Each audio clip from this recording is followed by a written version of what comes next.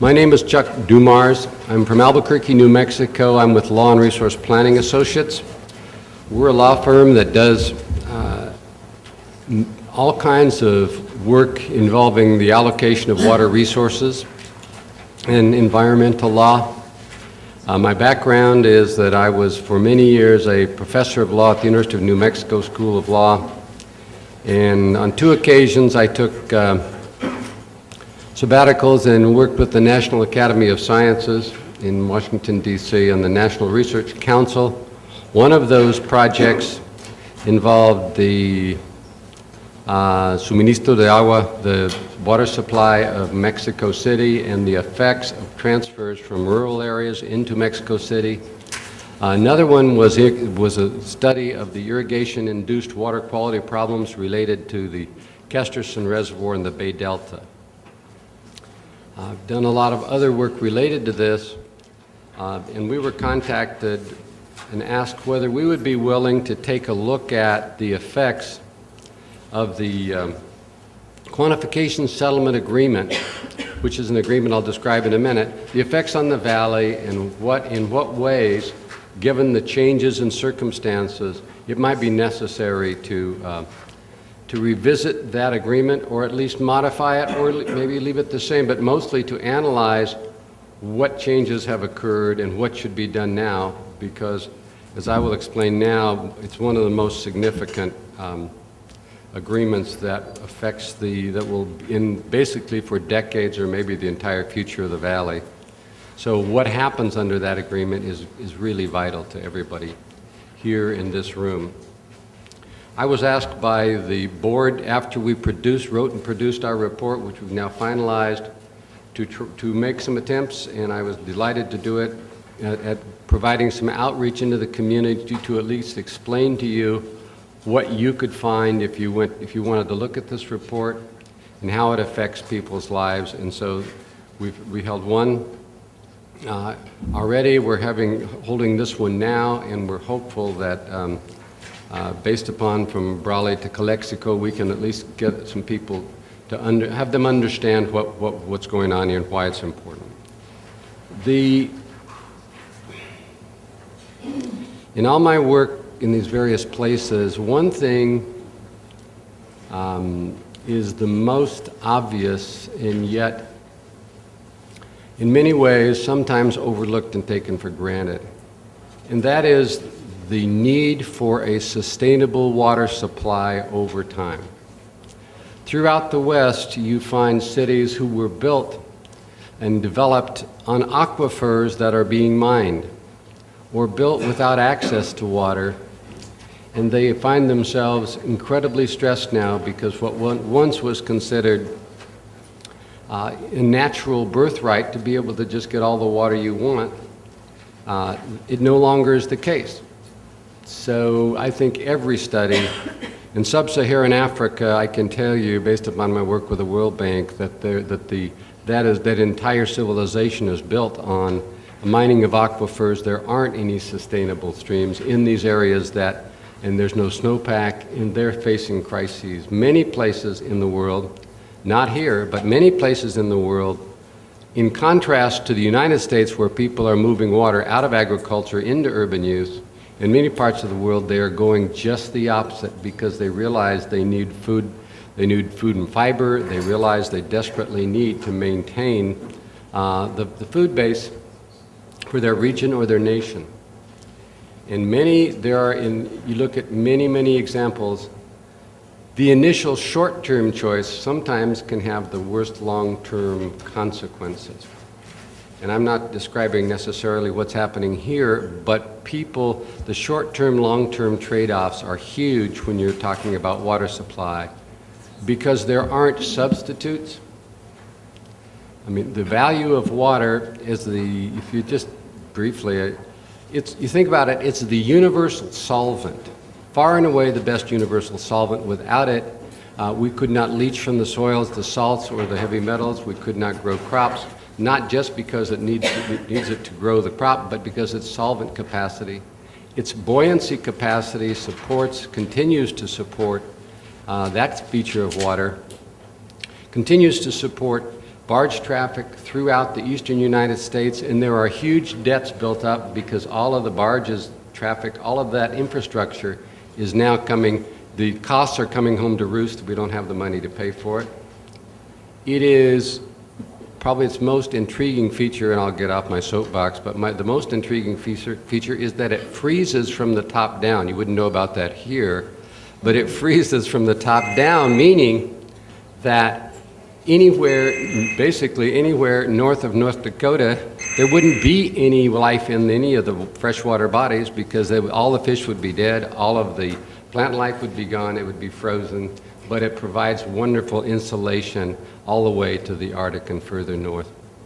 It's an incredibly important resource, and this valley is blessed with a tremendous amount of access to water as a function of what the pioneers did at the turn of just before the turn of the last century. They came in here, they saw they had the wisdom to develop and put water to use for agricultural purposes miles from the Colorado, out in the middle of this area with good soil. And it wasn't just that it created jobs for people and was a good thing and made people feel fulfilled, it created water rights because we followed the prior appropriation doctrine, meaning the person first to put it to use has the best right. So on the Colorado River, where the contribution from California is virtually none, this valley has the right to 3.1 million out of 4.4 million acre feet of water. That is a gigantic amount of water. It is here because of the efforts of the pioneers who put it to beneficial use first. As you can imagine, since when people began to realize the scarcity of water supply, and there are two reasons for scarcity. One is just institutional scarcity, meaning that the Colorado River Compact, which divides the river up, and the Boulder Canyon Project Act, a federal law, they allocate water, and they allocate a lot to California, but California's growth far outstripped their 4.4 million acre foot allocation, of which 3/4 of it belongs to the IID. So because because Nevada was slow to develop out there in the middle of the desert, when they did the Boulder Canyon Project Act, nobody lived in Las Vegas. Now it's massive in size, and they have demand for water, so they want water. They're in competition with the IID. The Central Arizona Project, although its water right is junior, nobody thought that boondoggle would ever get built, but it did. And now they depend on Colorado River water. And so so when push came to shove, people, the institutions that were the powerful institutions looking for water were the state of California, because it was using well over 1 million of acre feet of water out of the Colorado it didn't own. The Federal Bureau of Reclamation, it was concerned that it needed to take control over the water resources and make sure that California lived within its means. The upper basin states and Arizona and Nevada, all of those political forces kicking together said, well, where could we go to find some water? There's about 150,000 people living in the Imperial Valley. There's about 20 million living on the urban coast.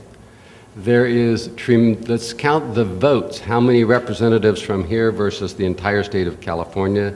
Let's look at all of the collective need for the votes from the other states along the Colorado, and it became pretty clear that the pressure was going to come on to try to wrench water and wrest water away from the IID. The methodology for doing that was one that had been started back in the 80s, and the methodology was we could either, if, for example, you have 3.2 million acre feet of water, and your water right is determined by your use, and the right to water is beneficial and reasonable use, if you convince a court or a water board or anybody that the use is wasteful, then for every drop of waste you can prove, you can in turn reduce the water right, and you can take the right away from them. So we're senior, and the way to get the water is to squeeze the area down, which is what they did. They started proceedings, and the State Water Resources Control Board of California ruled that there was waste, and that it was vital that IID address that waste by reducing its consumption and making more water available for the urban coast. That decision was done at the state level, State Water Resources Board. That was followed by more pressure to get water to basically make California live within its means. And so the next case, or the next effort, was a collective of efforts by the federal agencies, by the Bureau of Reclamation, by all of these political powers to squeeze IID down more. Now, to IID's credit, they fought and they resisted, and they made all the legal arguments they could, but the pressure was huge. So in order to address the concern of getting more water to San Diego and to the Metropolitan Water District in Coachella, in order for those players, they said here the deal was made that they would enter into an agreement whereby the water could be made available to those regions if certain prerequisites were met. And the prerequisites were that the transfer could not cause environmental damage to the region, to this region, and if it were caused, it had to be, since it seemed inevitable that the Salton Sea was declining anyway, and there were going to be effects on this when you start taking water out of, basically the way it worked was, IID was using water by gravity. When they finished with it, it went down and replenished the Salton Sea. Over time, that wasn't sustainable, but it was extremely beneficial to the sea and the bird life, and it maintained the level of the so that the playa wasn't exposed. But those things were going to change if you do the QSA, this Quantification Settlement Agreement. So those were two prerequisites for that, for this to work. And this is a mass oversimplification. It's a series of at least 30 agreements, all of which are very complicated. But what we concluded was, under any interpretation, there were two prerequisites that would have to be met for this to be acceptable to the valley. One was that you pay the environmental costs, you fix that, and the other one was that the water could only be transferred if it didn't have a net negative effect on the farm base. Because this region, it's much of its tax base, lion's share of its tax base, many of the jobs, the totality of the benefits of the farming in the area were at the heart of it, and most important, heart of what they do here. And so the idea was we can't destroy farming in order to provide water to the urban coast. So the agreement was made, and proceeded to set up a schedule whereby certain lands would be fallowed to try to get water to San Diego, but ultimately, and that water, the fallowing land, some would be put into the Salton Sea to keep it from going down too quickly, and the other part was that there would be conservation, and they would figure out how to do the conservation so that the valley didn't lose net farming, because that's vital to its future. Unfortunately, like all agreements, this was in 2003, it's a very different time. At the time of the QSA, when it was signed, California was booming. They had a GDP bigger than one of the third biggest in the Western Hemisphere, behind the United States itself, Brazil, and Mexico. And everybody believed that they could make a living forever, selling their houses to each other. High tech was going to keep everybody rich. There was unlimited budget.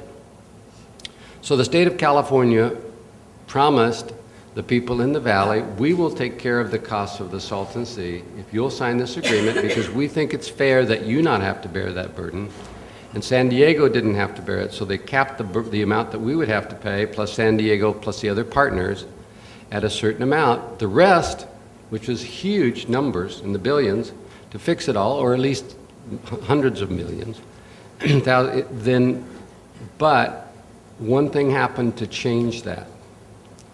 the economy tanked, the entirety of the massive expectation of revenues changed. The legislature of California, when it was asked, has been repeatedly asked to fund this particular project, has not appropriated a cent for the Salton Sea, and the amounts that have come in for mitigation are nominal. So one of the major premises is now being faced by everybody. It's the reality that it can't, that the Salton Sea liability isn't paid for anymore. Okay, that's an important point. Why does that matter? It matters because as you take water out of agriculture, reduce flows into the sea, its level goes down. When the level goes down, you expose the playas around it.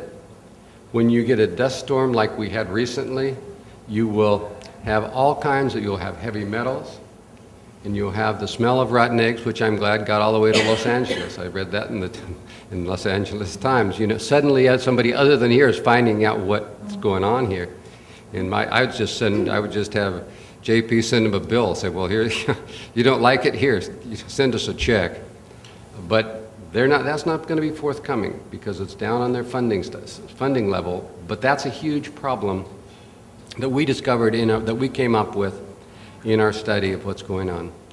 The second problem is that it is our view that under no circumstance would it be appropriate to move water under the QSA unless you can do it by conserving water on farm and by system improvements so that the net farming product stays the same. You want to keep the jobs, you want to keep the tax base, you want to keep the opportunity for people to have the water in the future, and yet it's been a much more complicated calculus or difficult thing to do to figure out how to make that conservation work.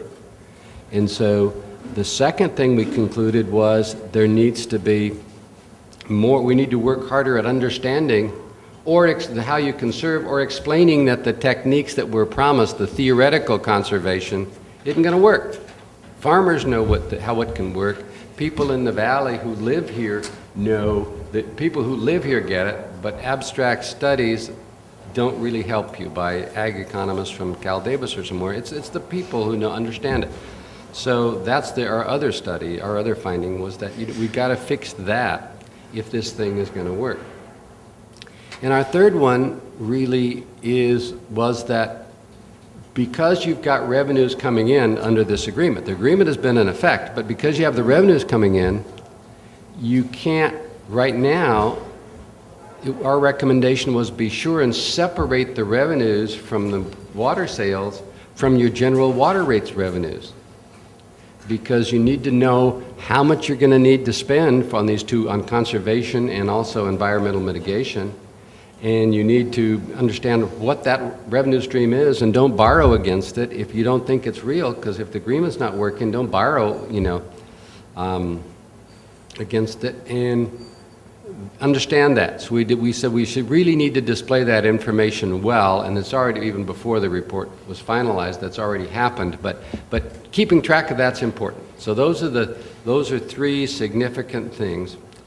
And what did we recommend then? What did we recommend in our report? And then I guess the most important question is, why does it matter here in Calexico to the people who are, for example, not irrigators? Why is that important to them? Why should they at least be concerned? What we recommended was that as soon as this report is accepted, if it is accepted by the board on the 18th, that they adopt procedures in the board to bind all future boards to do an immediate evaluation and comparison of the current circumstances that exist with respect to the QSA as compared to what it was in 2003.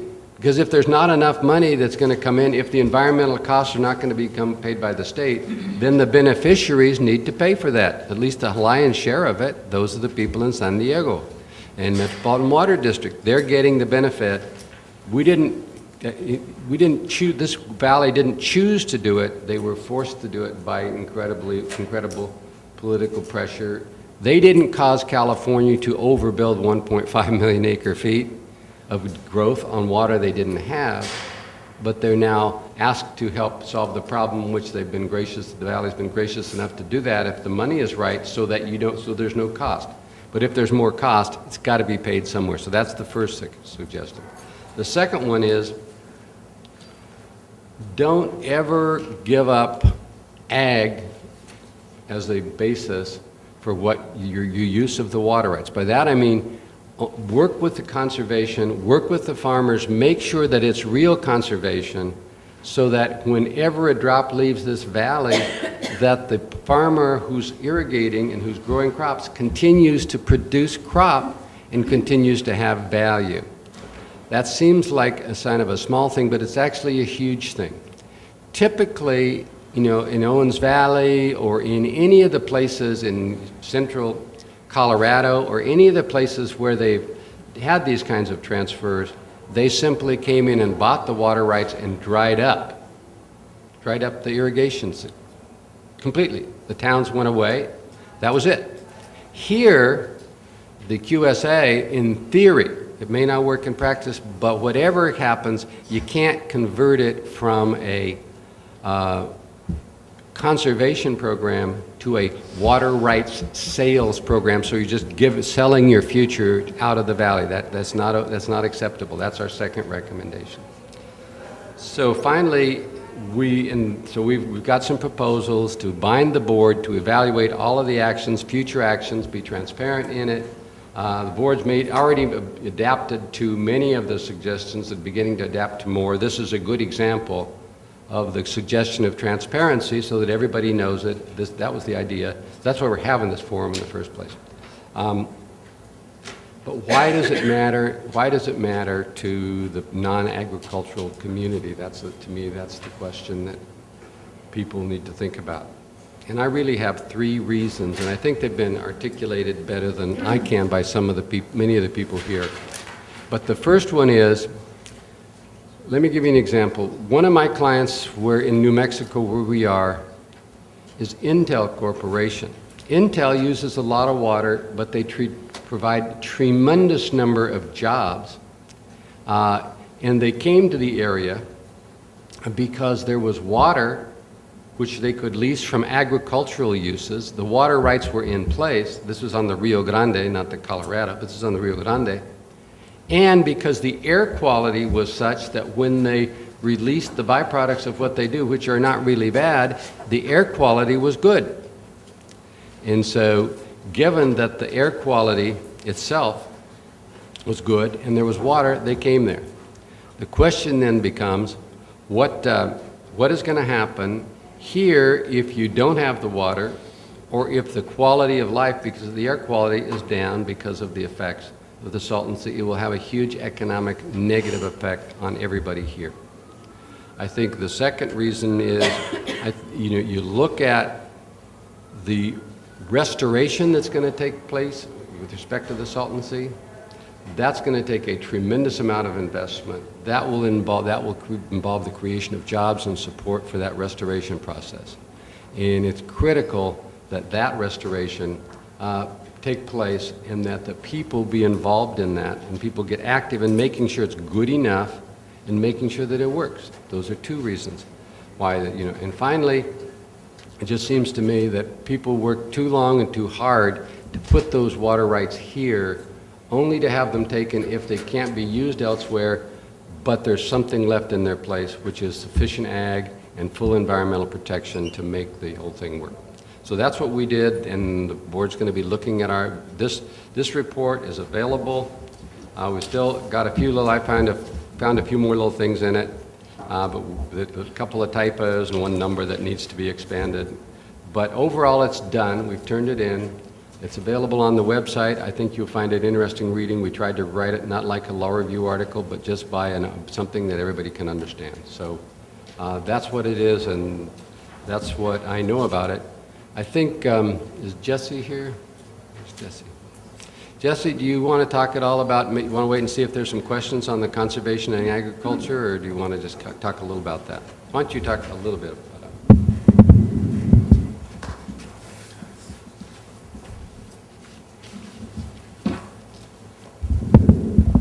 it? Yeah, really, I just wanted to kind of bring this up to date where we are on the conservation or the QSA. I think Chuck mentioned we've been fallowing for the last roughly 10 years, and we're in the process of starting, and we have done some system conservation, which consisted of recovering some seepage along the main canals, the East Island Canal and the West Side Main Canal. We're recovering about 35,000 acre feet there. This next year, we want to start doing on-farm conservation. That's when it's due in the schedule of the water that we're going to send to San Diego. So we're in the process of working with the farmers and the Water Conservation Advisory Board to prepare contracts for farmers to save water on farm. That'll start hopefully here pretty soon so that we can actually start doing the conservation in the beginning of the year. On the system, like I say, we've done some seepage interceptors that we're pumping back into the main canals, but we're also getting started on the next phase, which is, first of all, to measure all of our canal spills, to measure all of our canal headings. We're measuring now, but we're going to be measuring constantly through electronic devices. We will be able then to control the canal headings, and the sand harrows that operate the canals will have basically a laptop computer in their trucks, which will be able to view the spills, if there's any spill, and they also will be able to view the deliveries to farmers in real time. And if there is extra water, they will be able to close the gate at the heading of the canal to minimize spill, and that's how we plan to conserve some of the water, most of the water on the system. So all that is starting. The RFPs for the contractors to do that is starting. As a matter of fact, they went out last week. We expect to get those back at the end of November. So by next year, we plan to have all that going into the ground. What we've done also is try to get as much local involvement as possible so that the money that we're getting from San Diego stays locally. The board has through our procurement process, a 5% benefit basically for local contractors. And so we tell all the large contractors that we may need from the outside that it's to their benefit to partner up with local people so that they do have that 5% benefit, and it affects the economy locally, I think, in a very positive way. So again, that'll be starting next year, and that's basically where we are on the program. So, be glad to answer any questions you had, and I recommend for the technical stuff, I recommend you look at the report, and we put it out for comments, and we got some very excellent comments, and we're still taking, even though the deadline has passed, anybody wants to submit a comment, or, it's a pretty complicated document. If you see a number that you think is not right, we'll be glad to fix. We're going to keep fine-tuning it. But I think but by and large, those are the concepts, and that was the idea. Yes, go ahead. I guess I can speak from here, go up front. Thank you, Chuck, for this report. Very informative. Okay. Yeah, so people can hear.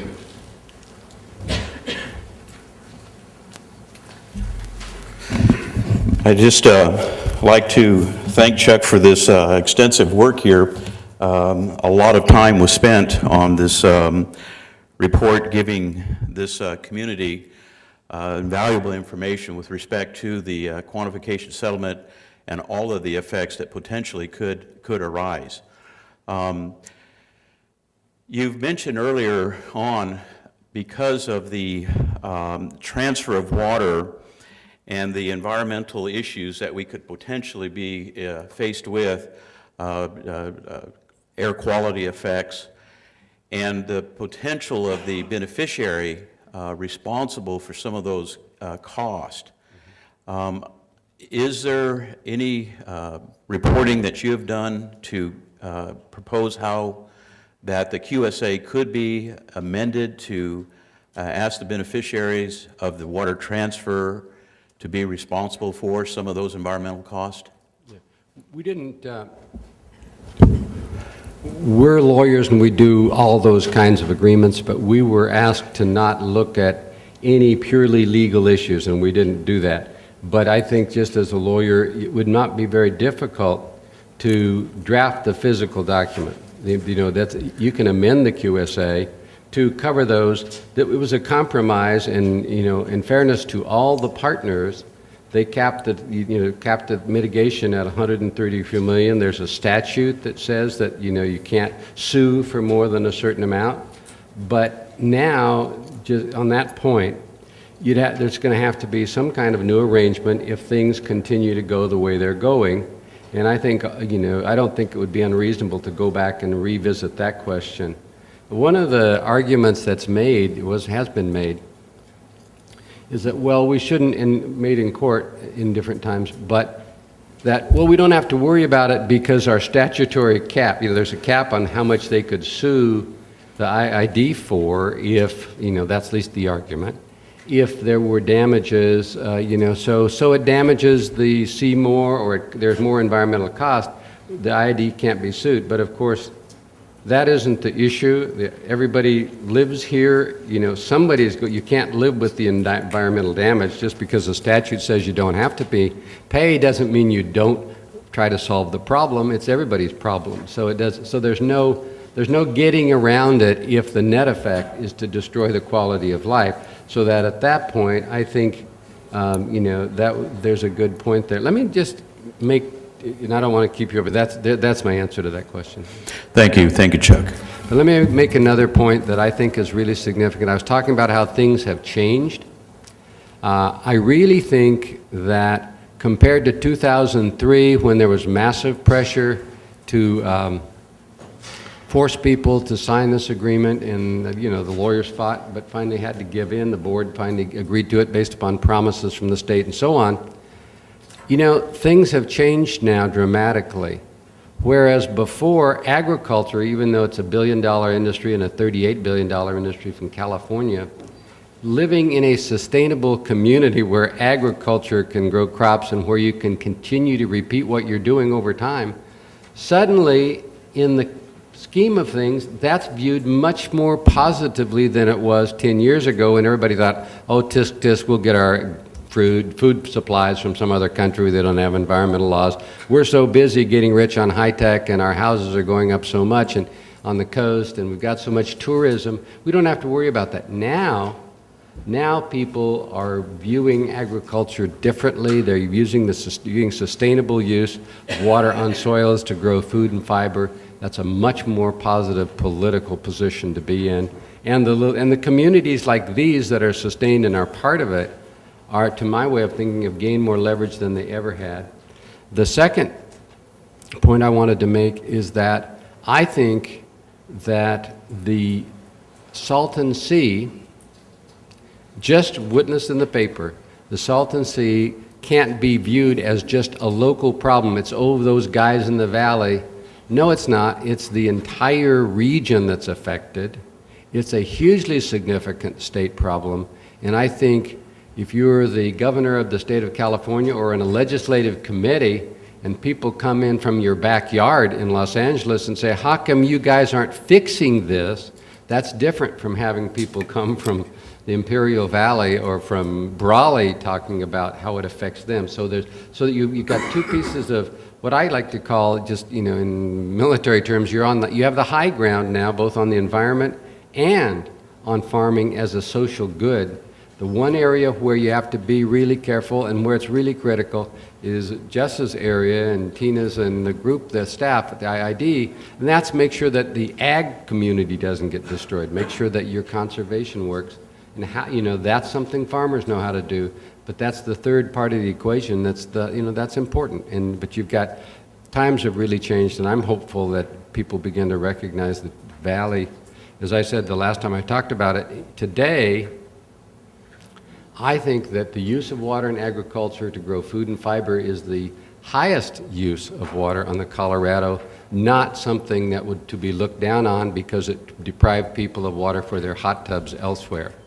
Or deprive people of the right to grow lawns, lush lawns in other parts of the desert or golf courses. I think there's a very good argument to make that it's a very, very good, sustainable, very effective, high-valued use of water. We just have to make sure it works. Did you have a question? Yeah, I do. Thanks, Chuck. this is the third meeting I've been at where you've spoken, and every time I pick something up, so I appreciate it. Okay. Your report is very extensive, and if you haven't had time to read it, it's available online and takes about a ream of paper. Yeah. But it is good, Sorry. and there's a lot of points that have been driving the discussion. One feeling I have though is it's 9 years ago the QSA was signed, and it's taken this long to get to this point where now we're finally talking about how it's affecting us. I think it's unfortunate. The first 10 years and through 2017, if people don't realize it, the only option farmers have had is the fallowing side of the equation, and up till this day, the IID is still pushing farmers to fallow because there's a schedule that we have to meet to fallow ground to deliver water. It's benefited the IID, it's benefited the valley because we've been able to study the issues. But going forward, I feel is the real linchpin in the QSA, and you brought it up in your report when you talk about the $3.5 billion to be spent on conservation measures with only a 1% margin for error. And that's not money going into people's pockets, that's money going into concrete pumps, electrical lines, and actually just using the farmland we have in a different way, which is conserving water and then selling the rest. There are other things you bring up, and if you can just talk about them, is the shortfall that you came up with, and how you think. I know the IID will never get to the point where they're $1 billion behind. In your report, you say that the IID is going to owe $1 billion or have to come out of pocket. But there are some other assumptions, $2 billion for saltancy and other mitigations that the IID is going to have to come out of pocket for that's in the transfer money. The other is the $1.5 billion to cover just the basic infrastructure of the IID. We know that the O&M hasn't been done on a schedule that, looking back 50 years ago, they did regular O&M. Now they're barely trying to keep Santa Jero's working. Looking forward, I saw the water model for the department, and it takes about till 2020 we start kicking in $40 million a year towards the water department to actually start relining the ditches, making sure the head gates work, and up until then, I guess everything's just going to work fine, and we can't spend much more money than's budgeted. But could you talk a little bit about the shortfall and then the margin for error in the report that you see? Sure. Well, what we did, we had a CPA do these numbers, and we got all of our numbers from Broking, who was the CFO, and based upon that, we looked at two things. One is there were some ag economists, some other people hired to look at the possible costs of conservation and how much revenue would be coming in, and whether or not the revenue would cover the cost. And a number of our people, particularly, and one of our experts was an expert on infrastructure, and he concluded that as far as actually achieving the conservation with the revenue that was there, the marginal cost of conservation to produce water goes up and up and up and up. And so as it goes up, at the end, you're way ahead of the game because you can save water by simply changing irrigation practices, rotation, do some non-capital costs. But the capital costs at the end are very high. And those experts concluded that there's very little margin for error in a typical irrigation, construction project. Construction costs escalate, and as they escalate, those will go up over time. You look at the escalator and the revenue stream isn't consistent and isn't enough. And so all we were saying was, we're not saying you're gonna be out billions of dollars today. We're saying that if the assumptions don't work, then you're gonna be in deep trouble. So you need to start looking at that and planning. That means you have to set aside cash reserves for that, and just to deal with it on the conservation side. On the other side, we looked at the revenue stream for the QSA mitigation, and we said there are two things that are costs right now that are not included in current calculations. One is that a great deal of money is being used every year from the QSA revenues to subsidize the water department, and that's not that's a policy choice. That might be a wise choice, but unless there's something that indicates they're going to stop that and they're going to have another source of water for the water department, then you have to include as a cost that, you either have to say we're going to raise rates or we're going to do something differently on this side, or you have to presume that those are costs against the revenue stream. So that's the first thing.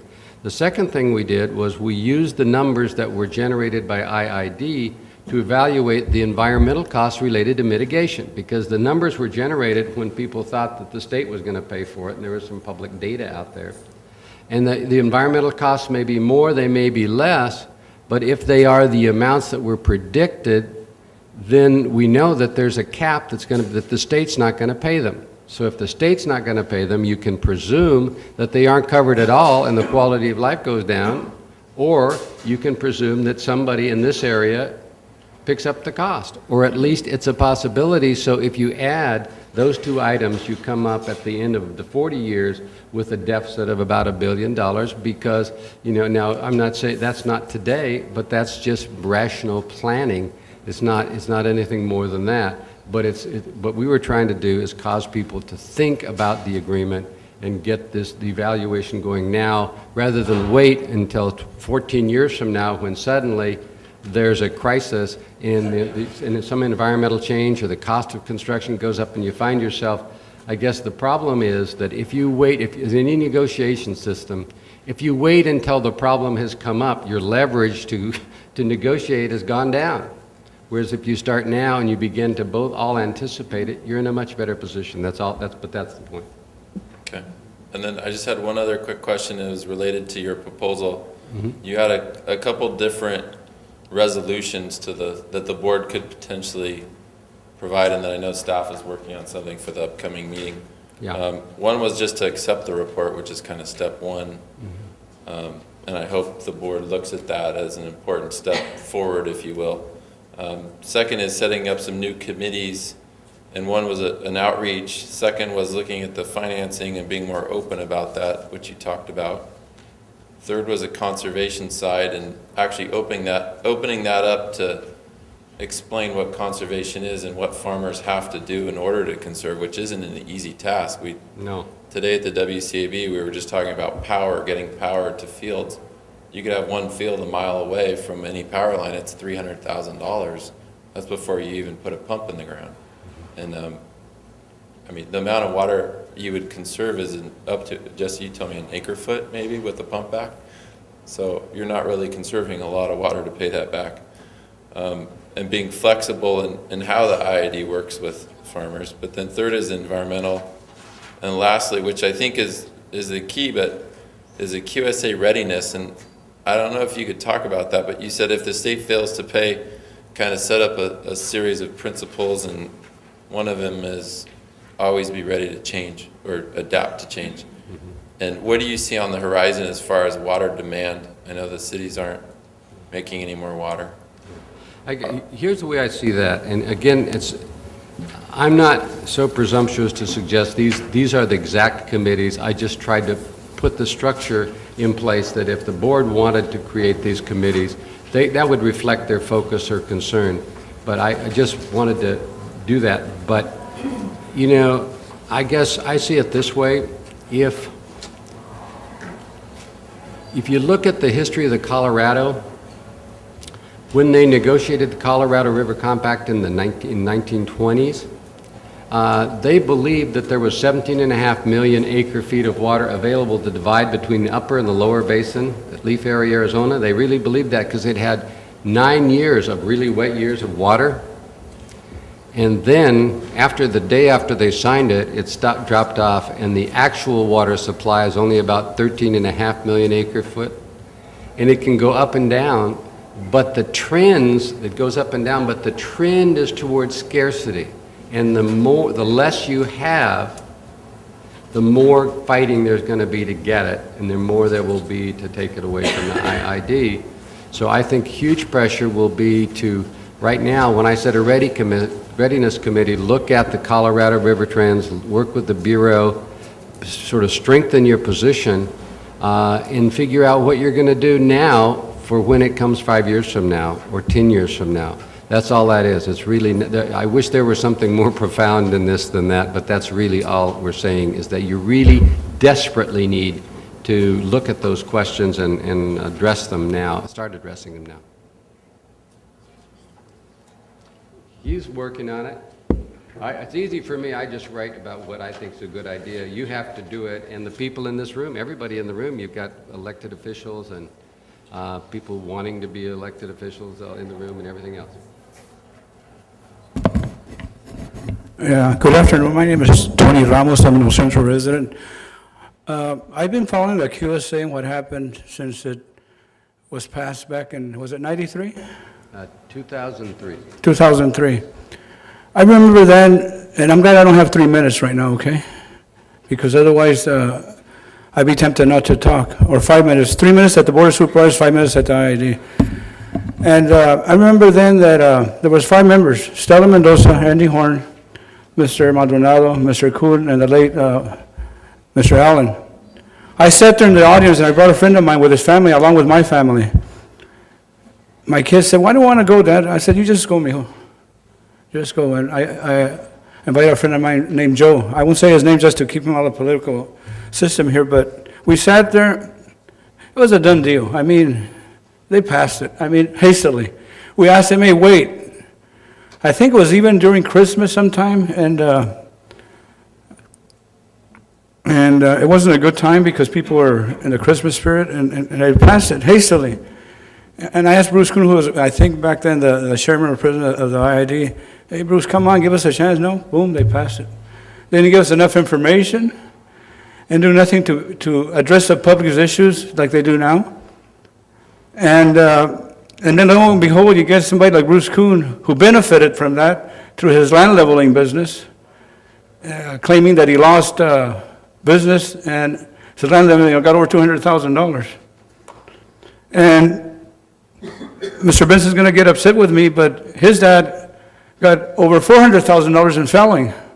And I don't say that to be mean to Mr. Benson, disrespectful to him. That's what happened. It's public money. You can say that. I didn't say nothing about his family.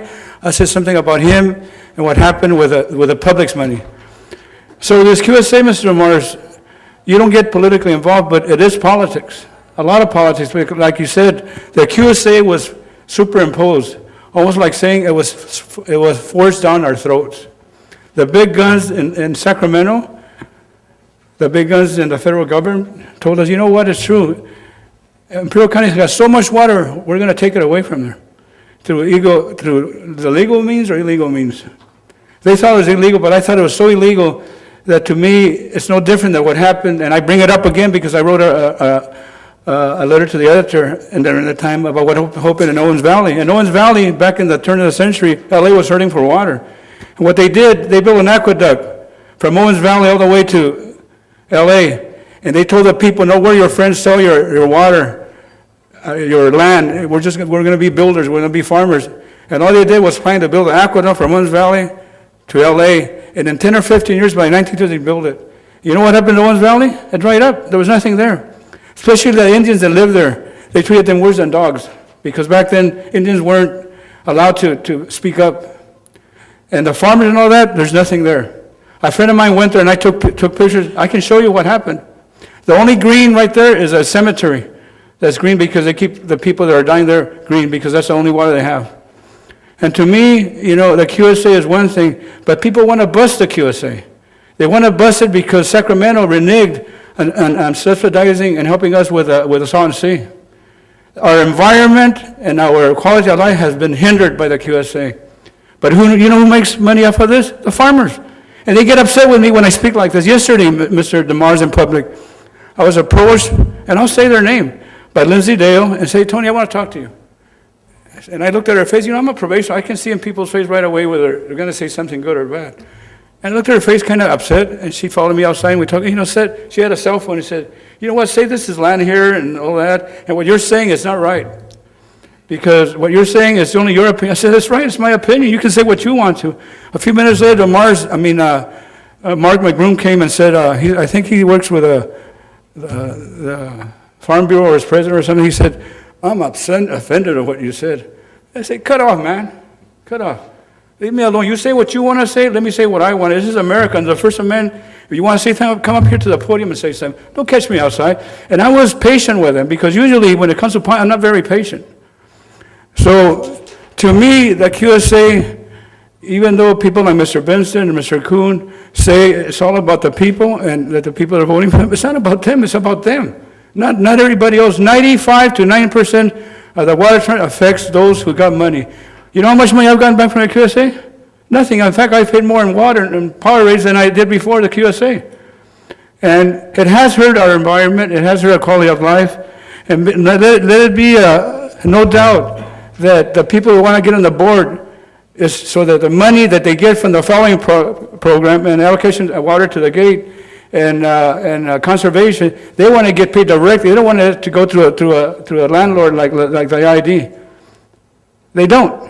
So besides what you say about the QSA, it's a big political issue that involves people. It involves right now over close to 180,000 people that is going to affect the quality of life right now. Back then, Mr. DeMars, in public, there wasn't an issue with a Sun Sea. They didn't have the dead fish that they have there, and the smell didn't go up to LA. Now they do. And you know what the government and our partners have said, our people in Sacramento said, it's your problem. So if they reneged on that, we should rearrange or monitor or do something to change the QSA. Because you know why? They changed it.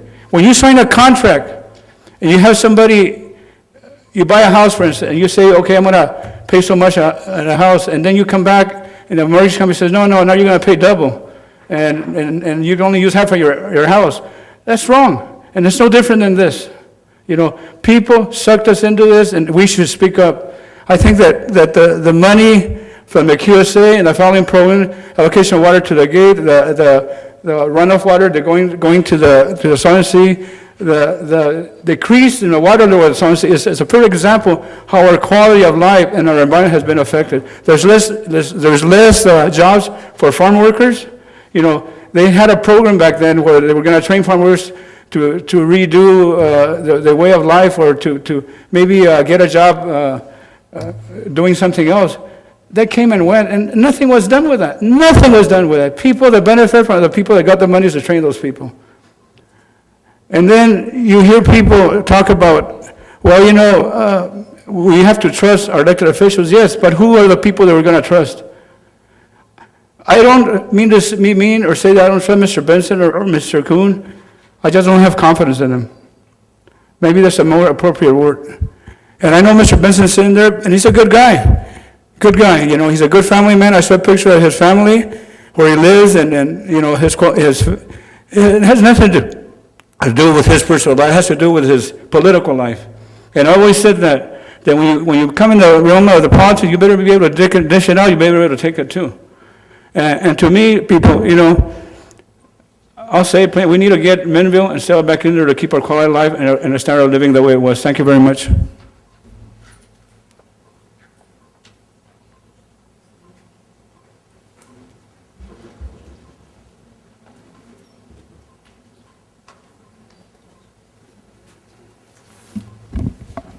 Rudy Maldonado, 800 Kemp Court, Calexico, Council. I'm a little bit puzzled in your description and how you've been writing. IID went to the United States Supreme Court twice in 60 years. I just wonder why the Department of Interior would all of a sudden want to handle a rattlesnake that's had 2 court cases at the highest court granted to them. I just want you to think about that, all right? Because there's a lot behind that, but it's kind of interesting that how you wrote it. It's not what I lived. It's not what I experienced. Number 2, when did the IID board vote for restoration? Think about it, because it was always environmental issues, not restoration. When did the board vote to restore the Salton Sea? Environmental issues have been the priority. Okay? Thank you. Let me respond to the Supreme Court question insofar as that's my field. I'm a constitutional law teacher, and I teach Arizona versus California, both cases. And it's actually Arizona versus California has been in the court 6 times. But what the court ruled in Arizona versus California was that IID has present perfected water rights to about 2.6 some million acre feet, or for 450,000 más o menos change, in whichever is less. So that doesn't answer your question, but I'm going to answer it. So the actual holding of the case was not that they had 3.5 million. The holding was they have present perfected rights under the 7-party agreement. They were way up on the scale, and thank goodness the court held that, because if they hadn't at least ruled that way, or otherwise interpreted the Boulder Canyon Project Act the way they did, you'd be in worse shape here. But the real question you're asking me, in light of that, why would the Department of Interior want, I guess your question is, why would they want to evaluate that case? Why would they take on this issue? And I don't know, it's a much more complicated political subject matter than I understand, but political it is. And there are political scientists who've written books on why they came up, why they're doing what they're doing. But the role of the Department of Interior over the next 2 years is going to be really, really significant. And you make a second good point. We don't want to confuse restoration of the Salton Sea, which is trying to bring it back from where it was, to payment for mitigation of the effects of the QSA. Those are two different things. And I think you said they voted on mitigation but didn't vote on restoration, or that was the implication.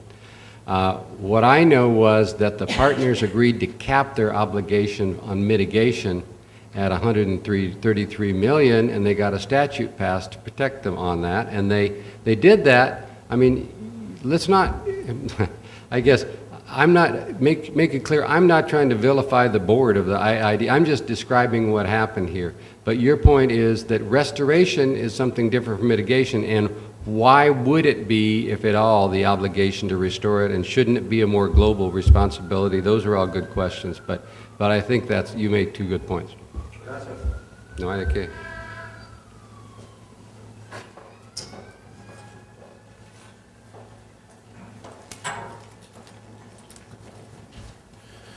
Tom Sefton, Brawley. Quick question for Mr. DeMars Yes. on the somewhat legal issue. If you could quantify the effect that reducing the inflow to the Salton Sea has on the amount of extra playa that is exposed over and above what might otherwise happen, related directly to the QSA. If you can quantify what mitigation measures would be for those acres of playa that are exposed due to those reduced inflows. Is there any precedent in water law or environmental law that enables you to quantify the cost and attach that as a dollar cost to the price per acre foot that is charged to the beneficiaries of the QSA? So the question really is, if you know how much more it's going to cost you, is there any way to try to simply calculate that, which you could do. You could reduce it, it's a very difficult calculation, and then just attach it onto the contract. Let me just say one thing before I give you my answer on that. You need to, right now, they're doing a tremendous job. Bruce Wilcox and the people at IID are doing a great job at trying to get at that very number, and they've got some really interesting experimental studies, and the board's been very supportive of that effort to this point, and I think, there will continue to be. The difficulty is, what's the basis of the bargain? It'll be, if the basis of the bargain, and if there was something else that everybody thought was going to occur. I mean, for, the typical case is in a contracts case, somebody says, geez, I expect to buy this house, and the guy says, I'll sell you the house. And then unbeknownst to anybody else, there's a tree falls on it and knocks part of it off, and so the basis for the bargain was a complete house, but suddenly it's been damaged. At that point, a judge would evaluate it and try to see whether the parties contemplated that particular mishap. A random tree falling is different from anticipating that the state, a third party, would step in and pay the freight. And that will be, my guess is long before that went to court, everybody would negotiate a solution that's rational. There are a whole host of, basically restoring the sea. There are many, many scenarios people have looked at for cost, and the one that we picked was just the one that they used in the, basically the Salton Sea group. But there may be lower costs, there may be cheaper mitigation, I don't know, but it's going to be required, and that's my only point. Thank you. And another question, if on-farm conservation were to fall short of QSA targets, and if you were to be able economically to reclaim agricultural wastewater, either from drains or from groundwater that's been soaking into the ground for a long time, or from the Salton Sea directly, would IID be allowed to substitute some of that reclaimed water for direct, transfer of farm water? That would involve, again, going back to your partners, you know, what they want is water. That's what they want. They want a permanent supply of water. That's what they bargained for. What IID wants is an environment that's not destroyed or modified, and they want a farming community that's sustainable in the same way it was before. And so, you know, you get rational people in a room under the circumstances. I think something would be there would be an accord, because that's really what they want. And you know, you've got your general manager who talks to them, and you know, they need IID, and IID in many ways needs them. It's the Metropolitan Water District that's the gorilla at the picnic, and somehow you need to figure out how to accommodate rational solutions to these problems. The board's tried, and it continues to try. And finally, I just want to thank you for the insightful analysis in your whole report and the whole process. Well, thank you very much.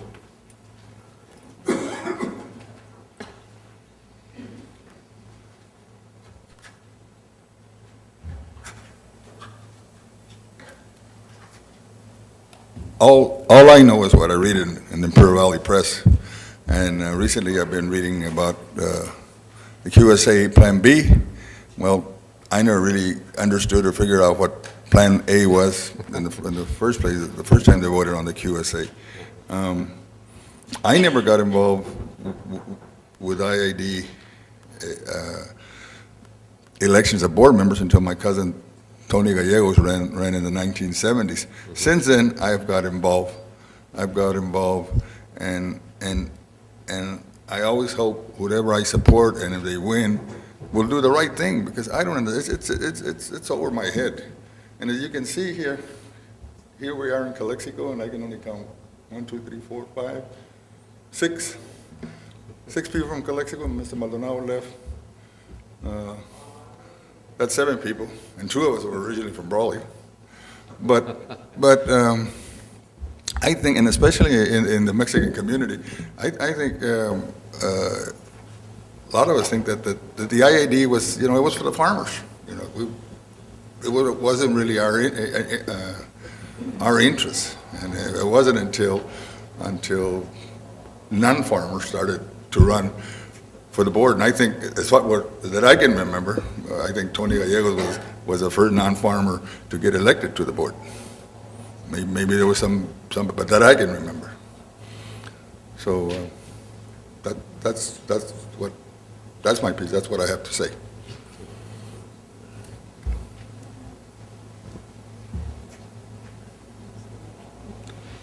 Any other comments?